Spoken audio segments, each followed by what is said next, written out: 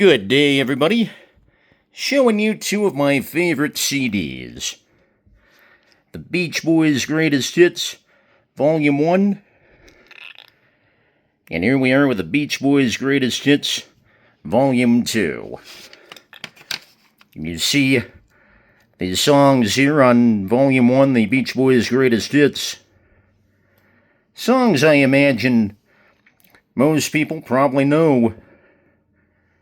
And the song that got me hooked on the Beach Boys when I was 7 years old, Help Me Rhonda. Just love the tune of it, love the vocals, loved everything about it, and then pretty soon I heard California Girls, and then going down the road, their first really big hit, one of their first really big hits at least, Surfin' Safari,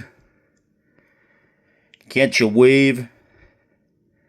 I mean, the Beach Boys were just, to me, a terrific group, and I'm not usually the biggest fan of remakes, but consider that Barbara Ann, which you see there at number 15, was actually done by a group called The Regents, a few years before the Beach Boys did it in the mid-60s. And Sloop John B. was initially done by the Kingston Trio. Now, I'll admit, I actually don't remember exactly when I got this CD, the Beach Boys' Greatest Hits Volume 1. I was a teen. I remember that part. I just can't pinpoint specifically when. Even for me, stuff falls through the cracks sometimes, but still, I'm glad I have this CD. And then for Volume 2, songs maybe not as well known, but still pretty good. And the main reason I do remember getting Volume 2 of the Beach Boys' Greatest Hits. I was 18 years old in broadcast school. But the main reason I got the Beach Boys' Greatest Hits Volume 2, this song, The Little Girl I Once Knew, and that goes back to the summer when I was 17 years old. And I was fittingly in my room, the number one track on this Greatest Hits Volume 2, very common for me back then. But I was in my room listening to a station I've talked about before, AM 560 in Denver, which at the time played not just the most popular oldies of the 50s and 60s, they played almost everything from that era. And one night I heard the song The Little Girl I Once Knew, and I was blown away by the music. Loved kind of like I said with Help Me Rhonda, loved the singing in it. And it was like, why haven't I heard this before? And I found out it only peaked at number 20 when it came out in the mid-60s, but still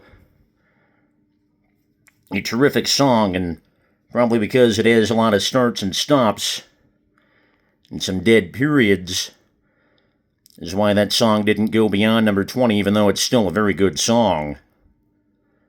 Certainly for me, and I've been thinking about the Beach Boys lately, since a little over a week before I'm filming this. One of their co-founders and one of the big reasons behind their success, Brian Wilson, passed away at the age of 82. And Brian Wilson certainly lived an interesting life. He had a nervous breakdown late in 1964. Didn't do concerts for a while after that, though he did create the great album Pet Sounds, which I don't have the Pet Sounds album, but it included such songs as God Only Knows,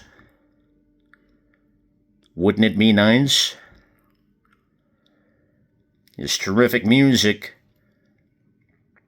And I mentioned Brian Wilson's nervous breakdown. He had substance abuse issues. He had mental illness issues, overeating. Had a very tough time of it, certainly, but lived to be 82 and helped make some of my favorite songs. And I've read that Paul McCartney, Sir Paul McCartney of the Beatles, tears up when he hears God Only Knows, and that's certainly a great song about contemplating a romance, the end of a romantic relationship.